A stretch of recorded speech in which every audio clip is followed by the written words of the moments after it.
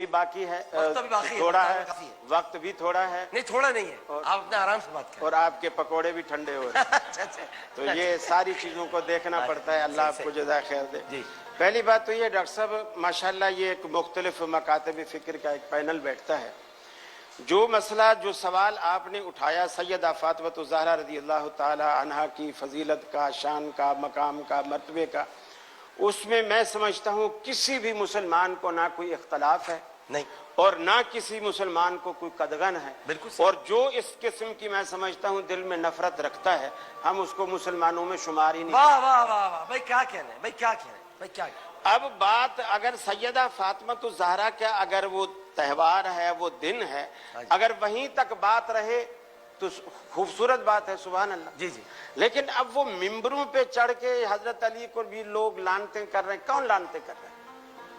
پہلی بات یہ ہے کہ ہم اس بندے کو بھی خود ملعون سمجھتے ہیں جو سیدنا علی المرتضیٰ کو لانتے دیتا تھا یا دیتا ہے، واہ واہ واہ واہ، اور اس بندے کو بھی ملعون سمجھتے ہیں جو صحابہ کرام میں سے سیدنا معاویہ، سیدنا ابوبکر صدیق، سیدنا عمر، سیدنا عثمان کسی پر لانتے کرتا تھا یا کرتا ہے، وہ بھی ملعون ہے۔ ہم صحابہ کرام میں سے کسی کی شان میں گستاخی کرنے کو اسلام نہیں سمجھتا۔ پہلی بات تو یہ سمجھ لینی چاہیے، اور اس پلیٹ فارم سے ہمارا ایسا مثبت پیغام جانا چاہیے جو لوگوں کے دلوں میں نفرت ڈالنے کی بجائے محبت پیدا کرے، بجائے اس کے کہ ہم جلتی پر تیل چھیڑ کے ہمیں اس پہ پانی ڈالنا چاہیے۔ بالکل صحیح۔ اور ویسے بھی کرونا کا معاملہ ہے تو شاید کوئی آدمی یہ سوچ کے بات کر رہا ہو کہ کسی ڈاکٹر نے کہا کہ گرمی سے کرونا مرتا ہے تو اس لیے محفل کو گرم کیا جائے تاکہ مرے، نہیں، اس میں ہیومیڈیٹی بھی ساتھ چاہیے۔ جی دیکھیے، سیدہ فاطمہ الزہرا رضی اللہ تعالی عنہا کے لیے میں سمجھتا ہوں اتنی بات بھی کافی تھی کہ وہ رسول اکرم صلی اللہ علیہ وسلم کی صاحبزادی ہے اور آپ کی لاڈلی ہے، سیدنا علی المرتضیٰ کی گھر والی ہے، بالکل حضرت حسنین رضی اللہ تعالی عنہما کی والدہ ماجدہ ہے، بالکل، یہ ساری فضیلتیں پھر جنتی خواتین کی سردار۔ اللہ کے رسول جس مرض میں آپ بیمار ہیں اور آپ کے پاس آتی ہیں اور اتنے صدمے سے اللہ کے رسول کو دیکھتی ہیں کہ آپ ٹھنڈے تشت میں پانی میں ہاتھ ڈالتے ہیں، چہرے پہ پھیرتے ہیں، بے ساختہ منہ سے نکلا واہ کربا بھی ہے، میرے ابا کی تکلیف دیکھی نہیں جاتی۔ رسول بخاری کے الفاظ ہیں، رسول اللہ صلی اللہ علیہ وسلم نے فرمایا لا کرب بعد الیوم، اے بیٹی آج کے بعد تیرے ابا کو کوئی تکلیف نہیں ہوگی، آج تیرے ابا کی تکلیف کا آخری دن ہے۔ آپ نے قریب بلایا، سیدہ فاطمہ الزہرا سے کان میں کچھ کہا، حالانکہ اور بھی وہاں تھے لیکن آپ نے سیدہ فاطمہ کو بلایا، کان میں کچھ کہا، آپ رونے لگی۔ پھر جب آپ نے دیکھا کہ میری بیٹی تو دکھی ہو گئی ہے، آپ نے پھر دوبارہ بلایا، پھر آپ نے کچھ کان میں کہا اور آپ ہنسنے لگے، گویا آپ آخر وقت بھی جب دنیا سے آخرت کی طرف روانہ ہیں اپنی بیٹی کو ہنسا کے۔ یہ میسج تھا پوری دنیا کے لیے کہ میری بیٹی کو کبھی رلانا۔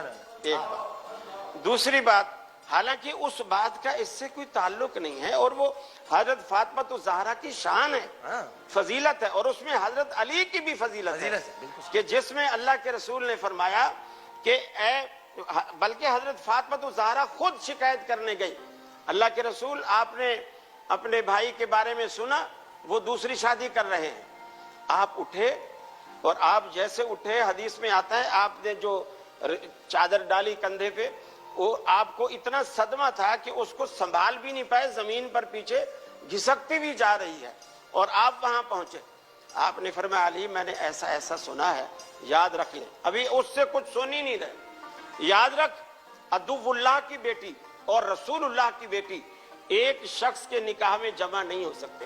حضرت علی نے کہا آمنا و صدقنا، یہ حضرت علی کا ایمان تھا کہ اللہ کے رسول نے جس چیز سے منع کیا اگرچہ وہ چیز جائز تھی، آپ نے منع کیا، حالانکہ دوسرا نکاح منع نہیں تھا۔ ان کا کہنے کا مقصد یہ تھا کہ ایک منٹ، میرا کہنے کا مقصد یہ ہے اس میں حضرت علی کی شان ہے کہ حضرت رسول اکرم کا جیسے فرمان سنا، اپنی بات اپنا فیصلہ سارا چھوڑ دیا، رسول اللہ کے فیصلے کو اونچا کیا، اور سیدہ فاطمہ الزہرا رضی اللہ تعالیٰ عنہ کی بھی اس میں شان ہوئی کہ انہوں نے اپنا ایک درد دل بیان کیا اور رسول اللہ صلی اللہ علیہ وسلم فوراً اس درد دل کے مداوے کے لیے آپ فوراً تشریف لائے۔ پھر اللہ کے رسول کا فرمان یہ ہے دوپہر کے وقت، جسے اب عموماً عرب اس ٹائم پہ قیلولہ کیا کرتے تھے، آپ نے عشاء کے بعد اور قیلولے کے وقت کسی بھی شخص کو کسی کے گھر میں جانے سے منع فرمایا۔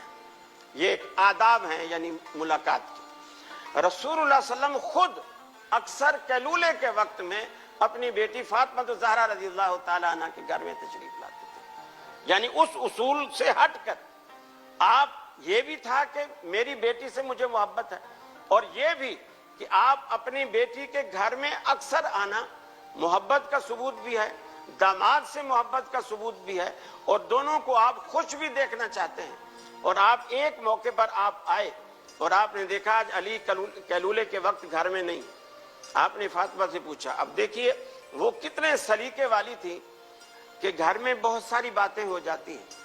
آج باپ پوچھ رہا ہے کہ بیٹی علی گھر میں کیوں ہے؟ کہا اللہ کے حبیب ابھی کچھ کسی بات پہ مجھ سے ناراض ہو گئے تو وہ گھر میں نہیں رہے۔ آپ نے بلال کو بھیجا، دیکھو مسجد میں دیکھ کے آئے کہ حضرت علی آرام فرما رہے۔ آپ نے بیٹی سے ایک لفظ نہیں پوچھا، یہ نہیں قریدا غلطی تمہاری تھی یا سیدنا علی المرتضیٰ کی تھی، آپ نے نہیں پوچھا۔ یہ گھر بسانے والی ہستیاں تھیں، ایک لفظ نہیں پوچھا۔ پھر مسجد تشریف لے گئے، حضرت علی لیٹے ہوئے ہیں، پہلو کے ایک حصے پر مٹی لگی ہوئی، آپ نے فرمایا کم یا ابو تراب، مٹی والے اٹھو۔ حضرت علی کی آنکھ کھلی اور بو تراب آپ کے منہ مبارک سے سنا، اتنا پسند آیا کہ انہوں نے ہمیشہ کے لیے اپنے نام کے ساتھ ہی اس کو نیت کو لگا لیا، بو تراب ہی بنا لیا۔ آپ حضرت علی کو لائے، داماد کو گھر میں ہاتھ پکڑ کے لائے۔ میں آج ساری بیٹیوں والوں کو یہ میسج دینا چاہتا ہوں جو کہتے ہیں ہماری ناک اتنی اونچی ہے، ہم بیٹی والے ہیں، داماد روٹ کے گیا ہے، اب وہ ادھر آئے گا، دہلیز پہ ناک رگڑے گا، منتیں کرے گا، پھر ہم سوچیں گے، فیصلہ کریں گے۔ یہ بیٹیوں کا گھر برباد کرنے والے ہوتے ہیں۔ اللہ کے حبیب جو بیٹی کا گھر بسانا چاہتے بھی تھے اور بسانا جانتے بھی تھے، اپنے داماد کا ہاتھ پکڑا، اور رسول اللہ صلی اللہ علیہ وسلم کے خاندان جیسا کوئی خاندان ہم دنیا میں مثال ہی پیش نہیں کر سکتے۔ آپ کی ناک سے اونچی ناک کس کی ہو سکتی ہے؟ آپ حضرت علی کا ہاتھ پکڑ کے گھر لاتے ہیں، دونوں میں سے کسی سے نہیں پوچھا قصور کس کا تھا، بات کیا تھی، قریدا نہیں۔ یہ ساری شان سیدہ فاطمہ الزہرا رضی اللہ تعالیٰ نے بھی نہیں کوئی بات نکالی، حضرت علی نے بھی نہیں کوئی بات نکالی۔ میرا کہنے کا مقصد یہ ہے کہ ایک کی فضیلت بیان کرتے ہوئے ہمیں جیسا کہ فضل سبحان صاحب نے کہا دوسرے کی تنقید کی طرف نہیں جانا چاہیے۔ دیکھیے نبی رحمت صلی اللہ علیہ وسلم نے فرمایا عائشہ کو ایسی فضیلت حاصل ہے تمام عرب کی عورتوں پر، جیسے عرب میں سب سے مرغوب کھانا تھا سرید، جیسے اس کو ایسے فرمایا۔ اور اسی طرح صحابہ نے پوچھا یا رسول اللہ آپ کو لوگوں میں سب سے زیادہ کون پسند ہے؟ آپ نے جھٹ سے کہا عائشہ۔ انہوں نے کہا نہیں یا رسول اللہ ہماری مراد مردوں میں سے تھی۔ آپ نے فرمایا عائشہ کے باپ سے۔ تو جیسے آپ نے ابتدا میں اپنے انٹرو میں کہا نا کہ ہمیں یہ نہیں کہ جیسے سیدہ شہداء، اب اس کا ذکر ہوتا ہے تو بھئی لوگ حضرت علی حسین کی شہادت کو بھول جاتے ہیں، یا حضرت حسین کی شہادت کا ذکر آتا ہے تو ہم دونوں کو مانتے ہیں۔ ہم کہتے ہیں دونوں سید الشہداء ہیں، دونوں کے ساتھ ظلم ہوا ہے، دونوں کے ساتھ زیادتی ہوئی ہے، جو نہیں ہونی چاہیے تھی، یہ سب ہے۔ لیکن جب حضرت علی کی فضیلت بیان کی جا رہی ہے تو اللہ کے رسول نے یہ بھی تو فرمایا ہے مردوں میں سب سے زیادہ محبوب مجھے ابو بکر ہے، یہ بھی فضیلت بیان ہونی چاہیے۔